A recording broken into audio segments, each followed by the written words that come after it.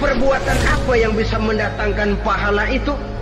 Saudara-saudara, semua perbuatan yang diperintah dan dianjurkan oleh Allah, yang dikerjakan dengan ikhlas hanya untuk mencapai ridho Allah, mendatangkan pahala. Kadang-kadang menurut pendapat kita remeh, tapi nilainya di sisi Allah besar. Itu pahala. Menghitung pahala itu hak prerogatif Allah. Perbuatan yang ringan Allah mau berikan ganjaran yang besar, itu urusan Allah. Misalnya, kata Nabi, la tahkiranna minal ma'rufi syai'an. Jangan kamu menganggap remeh perbuatan baik walaupun kecil. Jangan merasa sulit melakukan perbuatan yang mengandung pahala. Bertemu dengan teman, muka kita cerah, berpahala. Menyingkirkan duri di jalanan, berpahala. Menolong orang yang sesat, memberitahu orang yang bertanya, berpahala.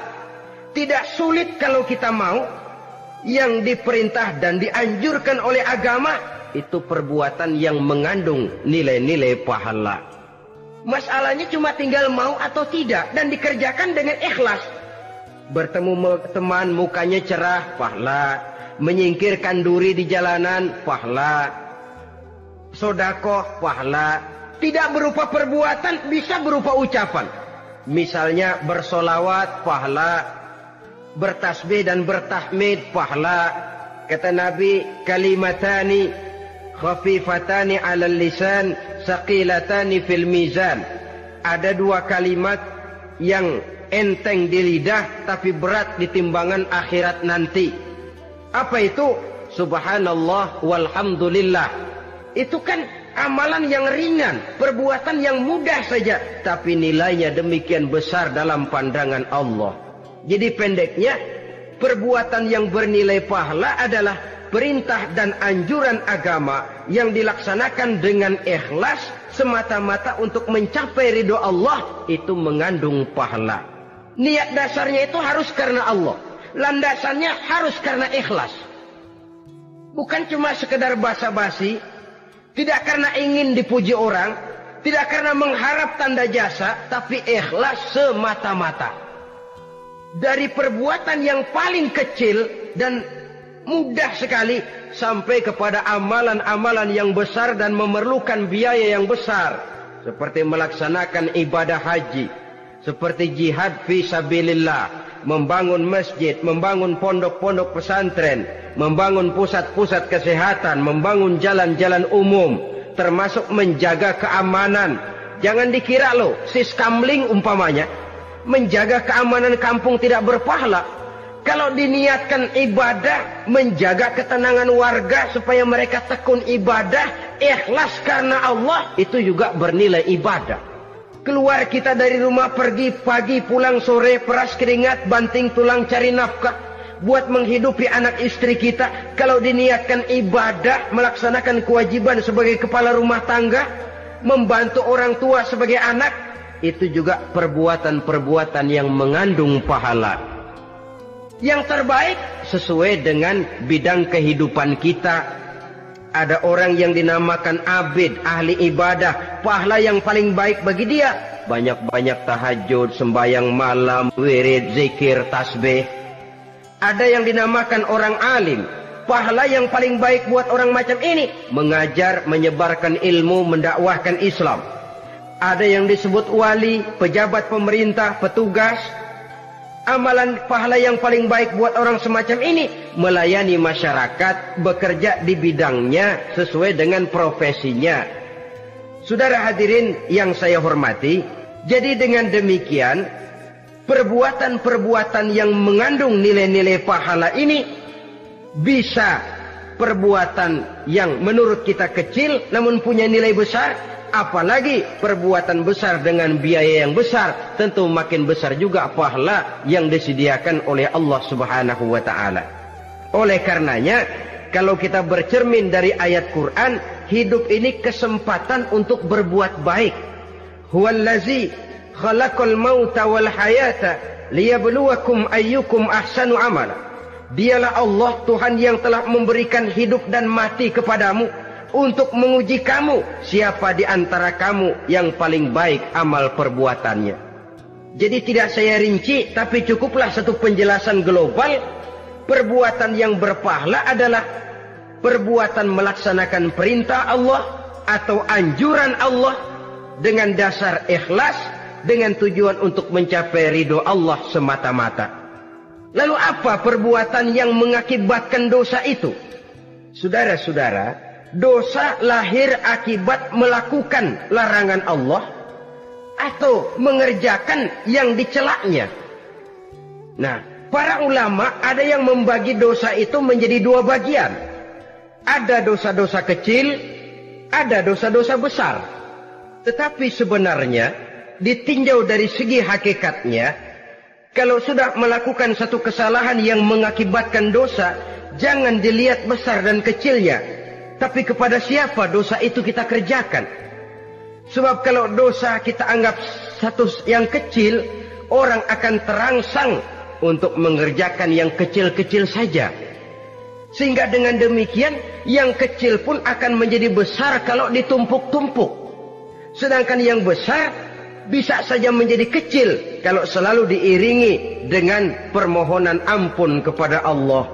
Itu sebabnya para ulama sufi, orang-orang tasawuf mengatakan, la saghair ma'al istimrar wala kabair ma'al istighfar.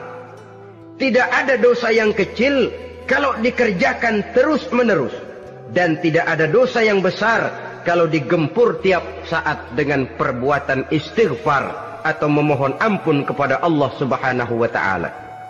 Cuma saja pada umumnya, karena dosa-dosa kecil itu lebih mudah taubatnya, dan ada janji Nabi, barang siapa yang meninggalkan dosa-dosa besar akan diampuni dosa-dosanya yang kecil-kecil.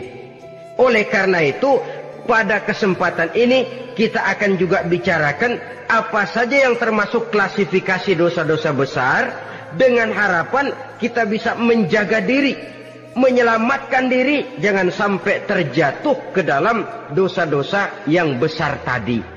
Tetapi bukan berarti kita harus terangsang melakukan dosa-dosa yang kecil. Ah, biarin kecil ini, tobatnya gampang. Ah, dosa kelas teri. Ah, dosa itu kan tidak kelihatan.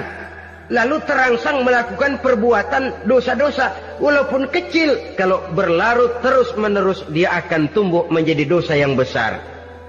Oleh karenanya jangan sampai mengundang pengertian kalau kita membicarakan dosa-dosa yang besar lalu terangsang melakukan dosa-dosa yang kecil. Karena bagaimanapun juga dosa kecil dan dosa besar sama dalam arti kepada Allah kita melakukan kesalahan. Dan dosa yang kecil pun kalau bertumpuk, dia akan menjadi banyak.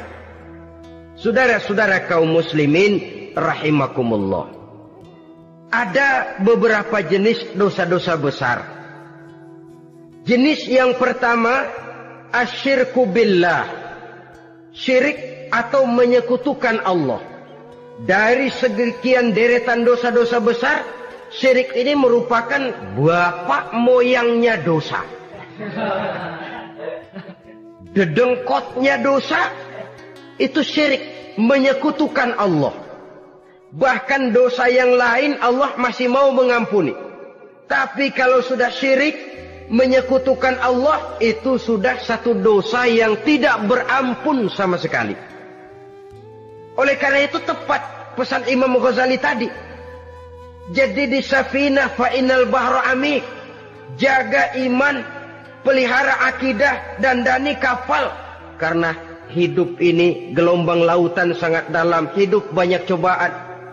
Di dalam hidup di zaman sekarang ini, saudara bisa perhatikan, di mana tensi ekonomi tinggi, lapangan kerja sulit, persaingan hidup makin tajam, sifat egois dan individualis tumbuh di mana-mana, rasa solidaritas sosial menurun, sifat gotong royong musnah. Orang mudah potong kompas, potong jalan. Ingin cepat kaya, ingin cepat naik pangkat, ingin dapat kedudukan. Kadang-kadang akidah pun terjual, akidah pun musnah, jatuh ke jurang syirik pun tidak jadi soal. Itu yang kita khawatirkan. Kalau dosa-dosa yang lain Allah masih mau mengampuni, tapi kalau sudah jatuh kepada syirik, Allah sama sekali tidak akan memberikan ampun. Dalam kaitan dengan ini barangkali tepat sinyalemen Imam Ali itu. Andai kata kemiskinan merupakan satu kepribadian, saya akan membunuhnya lebih dahulu. Artinya memang kemiskinan ini sering mendorong orang kepada jurang kemusyrikan. Tidak tahan menghadapi godaan perut akibat tensi ekonomi yang tinggi, lapangan kerja yang sulit. Iman pun jadilah ditukar dengan 3 liter beras. Akidah pun jadilah dibarter dengan 3 bungkus supermi, dengan pakaian bekas, dengan obat-obatan. Tidak jadi soal baginya mengejar kebahagiaan yang relatif singkat dengan mengorbankan kebahagiaan yang abadi. Persis ibarat pepatah, nyari jarum kampak hilang. Mencari sesuatu yang kecil, yang besar jadi sia-sia. Membela perut, mengorbankan akidah. Na'udzubillah summa na'udzubillah. Saudara-saudara kaum muslimin rahimakumullah. Ini fakta. Ini kenyataan. Dan hal semacam ini tidak bisa diatasi cuma dengan ceramah, simposium, diskusi, seminar. Apalagi Nabi berpesan, solahu ummati bil ilmi wal mal. Umatku hanya bisa menjadi baik akidahnya dengan ilmu dan harta. Itu bahasa Nabi. Kalau bahasa kita sekarang, dengan ekonomi dan pendidikan. Ilmu, pendidikan, ekonomi, harta. Tanpa itu sangat besar kemungkinan kita bisa menjual akidah terjerumus di lembah kemusyrikan. Maka terutama kepada saudara-saudara saya, muslimin yang terpencil jauh dari kota-kota besar, yang kadang dalam kehidupan seharinya imannya sering digoda oleh supermi, akidahnya sering ditantang oleh pembagian beras, pakaian-pakaian bekas, obat-obatan dan sebagainya. Jaga dan bentengi akidah kita. Lebih baik nyawa berpisah dari badan, asal iman jangan berpisah dari hati. Kepada adik-adik saya para remaja, para pemuda di kota-kota besar, yang iman dan akidahnya sering ditantang dengan minuman-minuman keras, fasilitas-fasilitas yang menghanyutkan, yang secara terarah dan praktis sedikit demi sedikit menggiring kita untuk keluar dari nilai-nilai akidah. Hati-hati, jaga baik-baik, sebab intan paling mahal, mutiara paling berharga, tidak lain nilai iman ini. Tergelincir kita daripadanya, jatuh ke lembah kemusyrikan, jatuh ke satu dosa yang teramat besar, yang Allah tidak akan pernah memberikan ampun lagi. Ini dosa besar yang pertama. Yang kedua, qatlun nafsi illa bil haq. Membunuh orang tanpa alasan yang benar. Di zaman kesulitan ekonomi kadang-kadang orang mudah nekat. Tengok saja, kadang-kadang karena pasar uang 100-200 perak saja nyawa bisa melayang. Kadang-kadang karena urusan yang remeh, salah omong, salah ambil, salah ucap, salah pegang, nyawa bisa jadi melayang. Alangkah murahnya nyawa, seakan-akan kita yang punya. Padahal nyawa itu hak milik Allah. Tidak pantas kita merampasnya, tidak pantas kita menghilangkannya dari jasad seseorang. Oleh karenanya, membunuh orang merupakan satu dosa yang sangat besar. Jangankan kepada orang yang seakidah, orang yang lain akidah saja pun, kalau dia hidup berdamai, rukun, berdampingan, kita harus melindungi. Apatah lagi teman seakidah sendiri. Saudara-saudara kaum muslimin rahimakumullah. Pantas kalau Nabi menyatakan, apabila dua orang Islam sudah saling berkelahi, berbunuh-bunuhan, al-qatil wal maqtul finnar. Yang membunuh dan yang dibunuh, dua-duanya sama-sama masuk neraka. Sahabat heran, ya Rasul, kalau yang membunuh masuk neraka sih wajar, tapi yang terbunuh kok neraka juga, kenapa? Kata Rasul, sebenarnya dia juga cuma sudah niat untuk membunuh, cuma keduluan saja. Andai kata dia tidak terbunuh, tentu dia yang akan membunuh. Saudara-saudara kaum muslimin rahimakumullah, Islam sesuai dengan namanya adalah agama damai. Kita tidak boleh mencari-cari musuh, walaupun tidak boleh lari kalau bertemu musuh. Oleh karenanya, pantang seorang muslim menimbulkan benih keonaran menjadi biang kerok buat lingkungannya. Sesuai dengan namanya, seorang muslim adalah seorang yang dalam hidup senantiasa berusaha menebarkan salam, menebarkan kedamaian, ketenangan dan ketentraman. Dengan prinsip musuh jangan dicari, bertemu pun jangan lari. Yang ketiga, termasuk dalam kelompok dosa besar ini, syurbul khamr, meminum minuman keras. Termasuk di dalam kata khamr ini ganja, morfin, narkotik. Sebab apa? Jenis minuman semacam itu tidak hanya merusak keadaan sekarang, tapi sekaligus merusak kehidupan yang akan datang.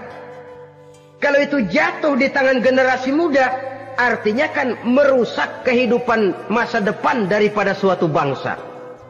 Karena apa? Remaja dan pemuda merupakan bentuk miniatur